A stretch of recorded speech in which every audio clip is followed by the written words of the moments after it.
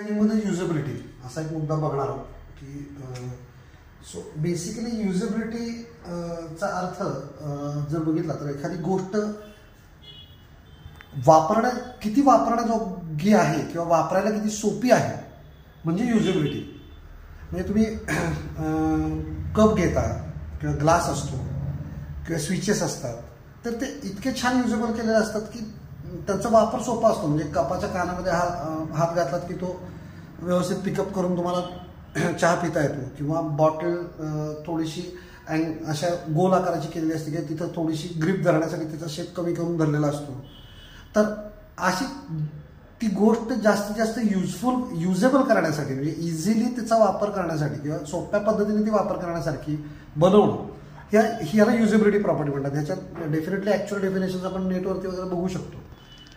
आता युजेबिलिटी हा एक भाग डिजिटल वर्ल्डचा विचार केला तर सॉफ्टवेअर्स किंवा जे काही वेगवेगळे ॲप्स येतात किंवा वेगवेगळ्या गेम्स येतात. म्हणजे बेसिकली जो कंटेंट तुमचा कम्प्युटरवरती किंवा डिजिटल डिव्हायसेसवरती कन्झ्युम होतो, इंटरॅक्टिव्हिटी लेवलला कन्झ्युम होतो, त्या प्रत्येक ठिकाणी युजर इंटरफेस आलेला असतो. तर तो युजर इंटरफेस म्हणजे काय तर ते युजेबिलिटीचं एक्सटेन्शनच आहे की ते ॲप वापरायलाच किती सोपं आहे किंवा किती जास्तीत जास्त फॅसिलिटी माझ्या फिंगर टिप्सवरती इझिली येतात आणि मी पटकन ते काम करू शकतो. म्हणजे मध्यंतरी असं झालं होतं की जो मोबाईलच्या केसमध्ये टायपिंग फास्ट होण्यासाठी सुद्धा बरीच रिसर्च करून आजचा जो कीबोर्ड आलेला आहे ते त्याचं आउटपुट आहे की आज आपण फार सोप्या पद्धतीनं अगदी म्हणजे तसं बघायला गेलं तर आपला थंबचा जो आकार आहे आणि मोबाईलवरचं बटन आहे ॲपमधलं ते जर बघितलं तर त्याचा आकार कधीच मॅच होत नाही. म्हणजे एकेकाळी असं वाटत होतं की थंबच्या आकाराचंच बटन पाहिजे तरच ते दाबलं जाईल, जसं ATM मशीनला घडतं. हे ATM मशीनचं बटन मोठं असतं पण मोबाईलच्या केसमध्ये साईजच्या रिस्ट्रिक्शन्समध्ये सुद्धा त्याची आता सेन्सिटिव्हिटी किंवा इंटरॅक्टिव्हिटी इतकी चांगली केली आहे की त्याच्यात युजेबल झालं ते जास्त. तर एनिवे युजेबिलिटी हा पार्ट म्हणजे आपण अंडरस्टँड करूयात एकदम सिम्पल लेवलला की ते किती सोप्या पद्धतीने युजेबल आहे. तर ग्राफिक डिझाईनमध्ये याचा काय पर्पज येतो. म्हणजे फॉर एक्झाम्पल ग्राफिक डिझायनिंगमध्ये तुम्ही वेगवेगळे मीडियाज डिझाईन करता, होर्डिंग डिझाईन करता, व्हिजिटिंग कार्ड डिझाईन करता किंवा लिफलेट डिझाईन करता, हँडबिल करता, डिजिटल इमेजेस बनवता. So may other content you design in graphic design.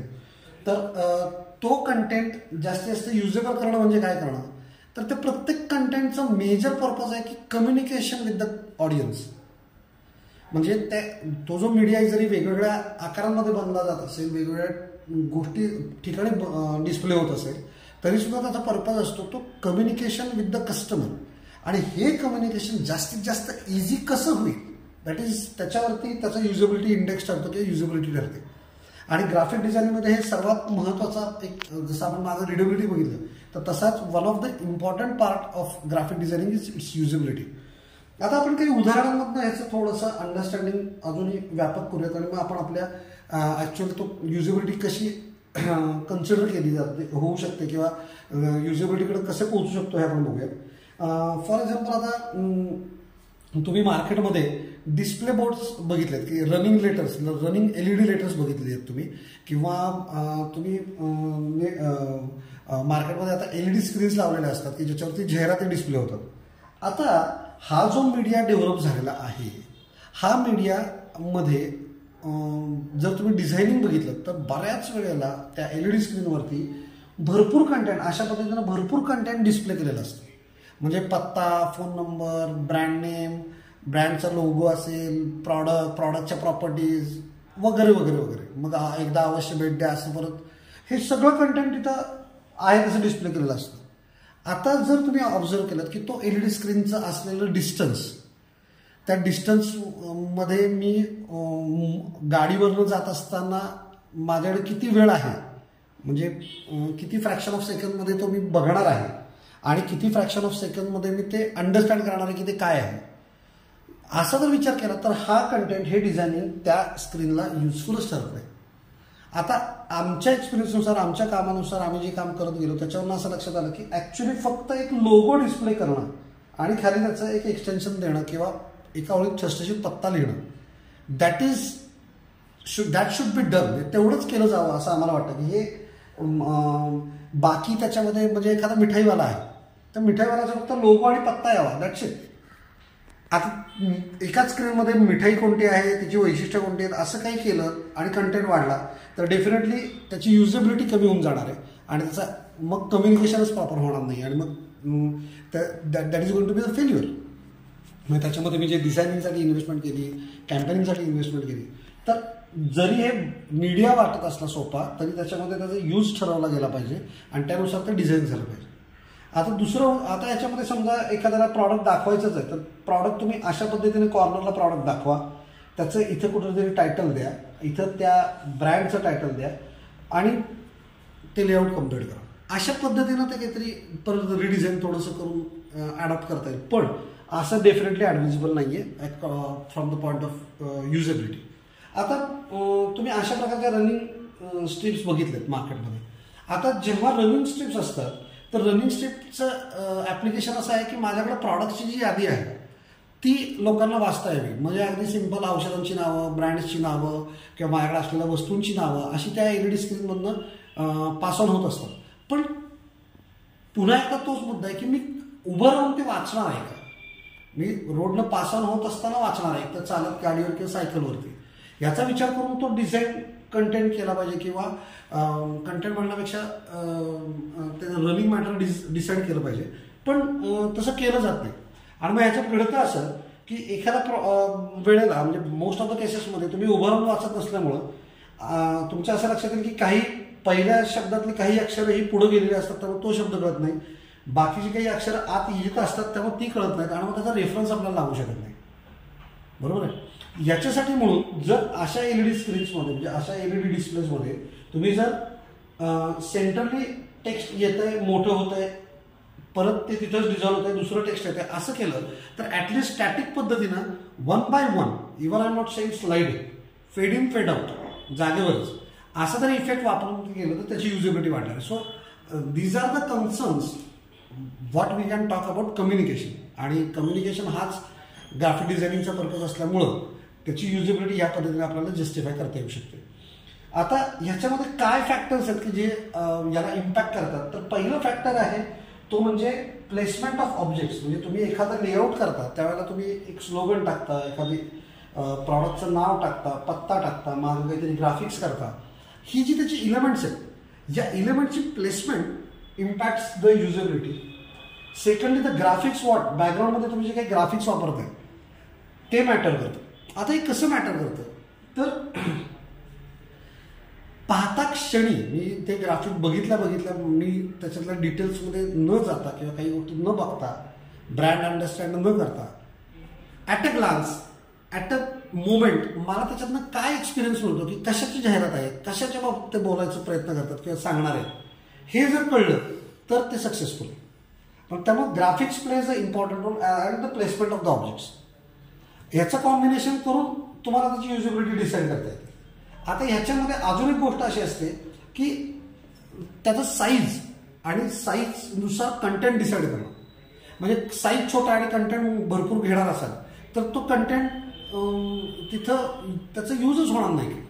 मग त्याच्यातल्या अगदी लिस्ट इम्पॉर्टंट गोष्टी तुम्हाला कट डाऊन करायला लागतात आणि व्हेरी इम्पॉर्टंट गोष्टी फक्त ठेवाव्या लागतात आणि त्या साईजमध्ये बसवाव्या लागतात. जसं पेपरचं पॅनल आहे 4x6 किंवा मोबाईलचा स्टेटसचा गोल आहे की जो लहान दिसतो, तर लहान याच्यामध्ये सुद्धा काहीतरी इम्पॅक्ट करायला पाहिजे आणि तो मोठा करून बघितला तर त्याचा रिझल्ट व्यवस्थित मिळाला पाहिजे. ही जी इंटरॅक्टिव्हिटी आहे म्हणजे व्हॉट्सअपच्या स्टेटसचा आपण बोलतोय तो सर्कलमधला, तर या पद्धतीने त्या गोष्टी तयार झाल्या पाहिजेत.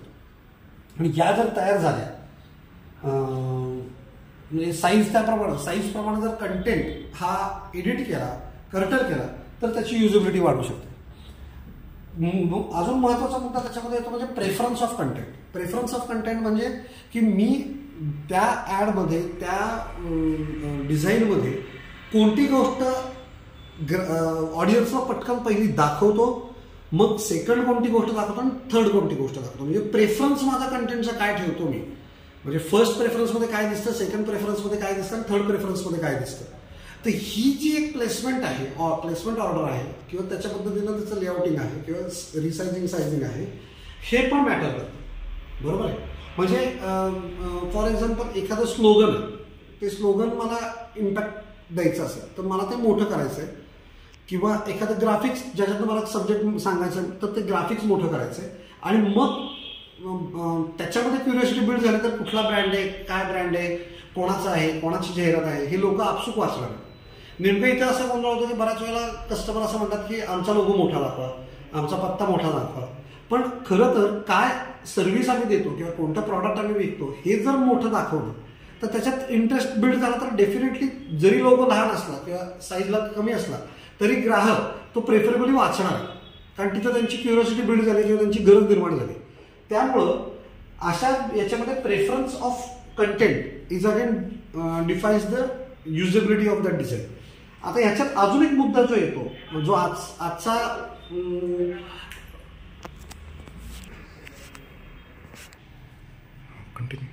तर ही जी युजेबिलिटी आहे याच्यात प्रेफरन्स आपण बघितला तर याच्यामध्ये अजून एक महत्त्वाचा मुद्दा येतो ते म्हणजे ते ओव्हरऑल डिझाईन. हे डिझाईन इझिली रिसायझेबल आहे. म्हणजे आता तुम्ही बघा की स्टेटसला ठेवली जाणारी इमेज, व्हॉट्सअपला फॉरवर्ड केली जाणारी इमेज, वॉलपेपर म्हणून वापरली जाणारी इमेज, फेसबुकला अपलोड केली जाणारी इमेज, इंस्टाग्रामवरती ठेवली जाणारी इमेज, याची प्रत्येकाची पिक्सल साईज वेगवेगळी आहे. तर हे पिक्सल साईज प्रमाणे ते जे काही मी एक डिझाईन बनवतो ते किती इझिली रिसायझेबल आहे ही सुद्धा एक युजेबिलिटी आहे त्याची. Otherwise that design is not useful for the horizontal design or I will say it is not useful for vertical design, कारण मला ते रिसाईजच करता येत नाही. बरोबर आहे. त्यामुळं इझिली रिसायझेबल असणं ही सुद्धा एक युजेबिलिटीचा आस्पेक्ट आहे जो आपण अंडरस्टँड केला पाहिजे. अजून एक गोष्ट आहे की for transforming the design from one media to another media. म्हणजे आता माझं ग्राफिक डिझाईन आहे, मी एक ग्राफिक डिझाईन केलंय, उद्या मला त्याचा स्लाइड शो बनवायचा आहे, उद्या मला त्याचा ॲनिमेटेड काहीतरी बनवायचं आहे किंवा मला त्याचा व्हिडिओ इम्पॅक्ट द्यायचा आहे, तर ते सुद्धा मला इझिली करता आलं पाहिजे. म्हणजे इमेज टू व्हिडिओ असं सुद्धा त्याचं ट्रान्सफॉर्मेशन इझी होता आलं पाहिजे. अशा पद्धतीचा तो माझा ग्राफिक डिझाईन झाला पाहिजे. Otherwise it is not usable. मग ते एकाच साईजसाठी एकाच पर्टिक्युलर मीडियासाठी बनवल्यासारखं होईल आणि त्याचा मल्टिपल वापर होणार नाही. आणि again that will definitely affect the cost of the customer. So to make the design, graphic design more usable in multiple medias, preferably making it more interesting or preferably making it easy to understand, easy to communicate, that is what the usability of a graphic design, right? आणि याच्यातले परत एकदा 5 मुद्दे आपण understand करूयात. पहिल्यांदा placement of objects म्हणजे काय तर slogan, logo, graphic, address, whatever the content you have. Then the actual graphics for depicting that communication, जे काही विषय तुम्हाला सांगायचे त्याच्यासाठी काय ग्राफिक्स तुम्ही वापरता ते. Then the third is size प्रमाणे कंटेंट कर्टल करणं. The fourth is the preference of the content. And the fifth is it should be easily transferable from one media to another media, or it should be resizable. म्हणजे vertical design horizontal करता आलं पाहिजे, horizontal design vertical करता आलं पाहिजे, किंवा स्क्वेअरमध्ये पण करता आलं पाहिजे, किंवा एनी अदर साईजमध्ये कन्वर्ट करता आलं पाहिजे. सो दिस काइंड ऑफ म्हणजे this concludes the usability of a graphic design. Thank you.